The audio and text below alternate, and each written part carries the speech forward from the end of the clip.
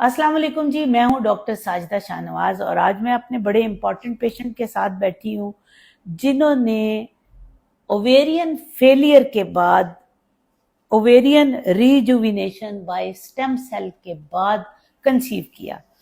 ये हमारे साथ एक डॉक्टर साहबा भी हैं। डॉक्टर साहबा, इनका सीरम AMH था 0.017। आप इनकी रिकॉर्डिंग देख सकती हैं पूरी, इनका आप टेस्ट भी देख सकते हैं। 0.01 के ऊपर, इसका मतलब है there is absolute ovarian failure. उसके बाद हमने इनको स्टेम सेल किए। स्टेम सेल के तकरीबन 4-5 माह के बाद जब इनकी oogenesis स्टार्ट हुई तो हमने इनका ICSI किया। उसके बाद इनका एक ही फ्रोजन एम्ब्रियो था, ऐसे ही है ना? हाँ, नाम क्या आपका? रुबीना पेशावर से, KPK से इनका ताल्लुक है। तो इनका हमने वो एम्ब्रियो जब ट्रांसफर किया तो अल्हम्दुलिल्लाह आज जब मेरे पास फॉलो अप के लिए आई हैं तो इनकी 9 वीक्स और 2 डेज की प्रेगनेंसी है अल्हम्दुलिल्लाह, जो कि LMP के हिसाब से कैलकुलेट की थी, जबकि हमारे एम्ब्रियो ट्रांसफर के डे के हिसाब से 7 वीक की प्रेगनेंसी है।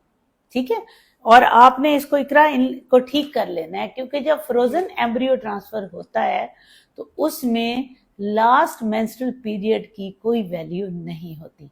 जिस दिन से हम एम्ब्रियो ट्रांसफर करते हैं उस दिन से डेज कैलकुलेट करते हैं।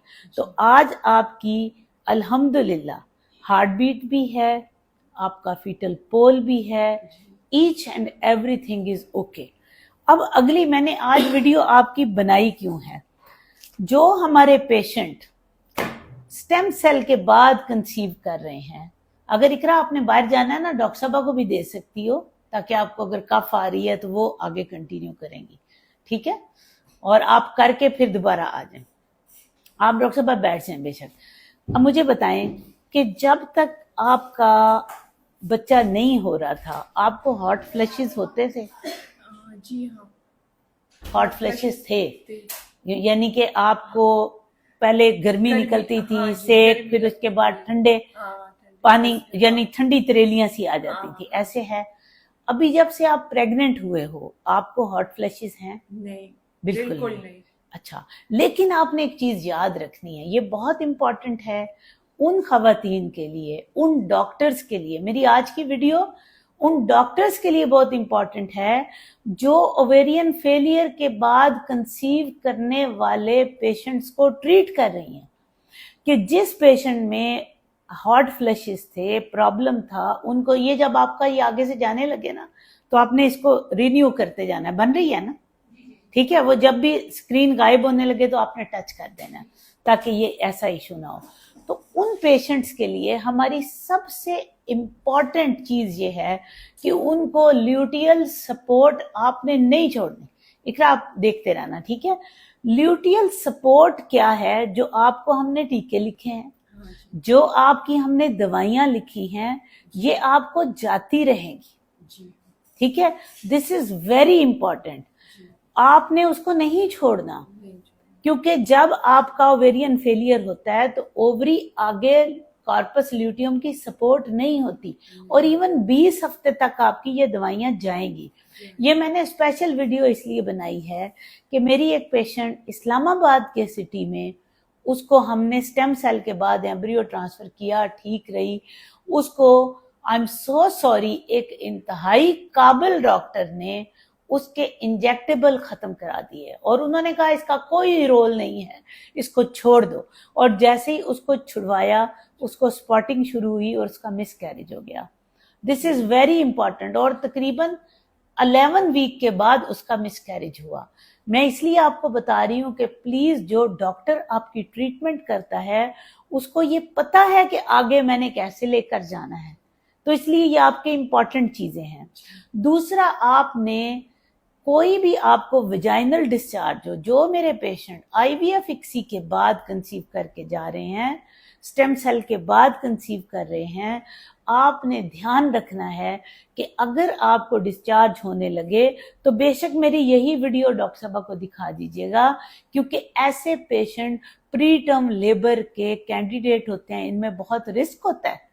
تو ان کو ہم نے پروفیلیکٹیکلی انٹرا ویجائنل کوئی نہ کوئی ٹریٹمنٹ مہینے 2 مہینے بعد دینی ہوتی ہے تاکہ ان کی ویجائنا کلین رہے، کیونکہ یہ آلریڈی ایک تنکے کے اوپر ان کا سہارا، ایک تنکے کے اوپر پریگننسی چل رہی ہوتی ہے، تو ان کی ویجائنل کلیننگ جو ہے وہ ضرور ہونی چاہیے۔ مطلب یہ کہ ایسے لوگوں کو ہم intra vaginal anti biotic shot جو ہے 2-3 ماہ تک دے دیتے ہیں، ٹھیک ہے۔ تیسرا ایک اور امپورٹنٹ چیز ہے کہ آپ کا بلڈ پریشر مانیٹر اور آپ کا بلڈ شوگر کی مانیٹرنگ ضرور ہونی چاہیے۔ اگر آپ کی شوگر صحیح بھی آ رہی ہے، اپنے ڈاکٹر کو جا کے کہیں آپ کا 18 ہفتے کے اوپر G T T glucose tolerance test ضرور کرائیں، کیونکہ ایسی پیشنٹ مینوپاز میں گئی ہوتی ہیں اور ان کے لیے بڑا امپورٹنٹ ہوتا ہے۔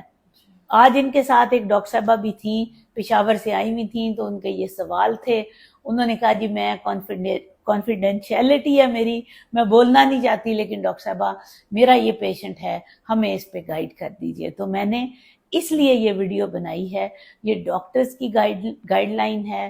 باقی آپ نے ہائی رسک پریگنینسی کی طرح ان لوگوں کو ڈیل کرنا ہے، کیئر کرنی ہے۔ ان میں میڈیکل ڈس آرڈر کچھ بھی پرابلم آنے کا چانس ہوتا ہے، کیونکہ پیشنٹ ڈاکٹر صاحبہ مینوپاز کو ٹچ کیا ہوتا ہے اس نے، ٹھیک ہے۔ تو دس از ایکسٹریملی امپورٹنٹ۔ تو آپ نے چیک اپ وہاں پہ کراتے رہنا ہے، مہینے بعد آپ بے شک میرے پاس آ جاؤ، اور آپ کو آپ کا جب 13 ہفتے گزر جائیں گے آپ نے ایک اندرونی الٹرا ساؤنڈ کرانا ہے۔ الٹرا ساؤنڈ کروا کے انہیں کہنا ہے کہ میری کوئی فنلنگ تو نہیں ہے، کیونکہ ایسے لوگوں میں رسک ہوتا ہے کہ وقت سے پہلے بچے دانی کا منہ نہ کھلے۔ اگر ایسا پرابلم ہو تو ہم ان کو میکڈونلڈ سٹچ بھی لگاتے ہیں، ایک سپورٹ ہوتی ہے وہ بھی لگائی جاتی ہے۔ کوئی اور سوال ہے تو پوچھ لو شاباش، تاکہ میں پیشنٹس دیکھوں۔ تھینک یو جی۔ خوش ہو نا؟ تمہیں جن ڈاکٹرز نے کہا تھا کہ سٹیم سیل کا کوئی وجود نہیں ہے، آگے رکھ کے بولو شاباش۔ مجھے بتاؤ کہ تمہارا کیا خیال ہے؟ تمہیں بہت سے ڈاکٹرز کہتے ہیں نا، ابھی بھی تو میڈیا پہ آ کے کہتے ہیں فراڈ ہے، یہ ہے، تم کیا کہو گے؟ پشاور میں جن ڈاکٹروں کے پاس میں گئی تھی تو وہ کہہ رہے تھے کہ آگے کے بچے نہیں ہو سکتے، بچے نہیں ہو سکتے۔ پھر جب تم پریگننٹ ہوئی ہو تم ان کے پاس گئی ہو؟ نہیں، ابھی نہیں گئی ہوں۔ جاؤ، ضرور جاؤ، جی ہاں، ٹھیک ہے، تاکہ وہ کم از کم دوسرے لوگوں کو مایوس نہ کریں۔ جو technology it doesn't make any difference کہ آپ کے پاس نہیں ہے کسی اور کے پاس ہے، تو لوگوں کو مایوس تو نہ کریں نا، کیونکہ جب وہ لوگوں کو مایوس کرتے ہیں وہی ڈاکٹرز، تو وہ ان کے درمیان ان کی کئی بھی بات بڑی امپورٹنٹ ہوتی ہے۔ کیوں ڈاکٹر صاحبہ؟ دس از ویری امپورٹنٹ، ٹھیک ہے۔ خوش رہیے، فی امان اللہ۔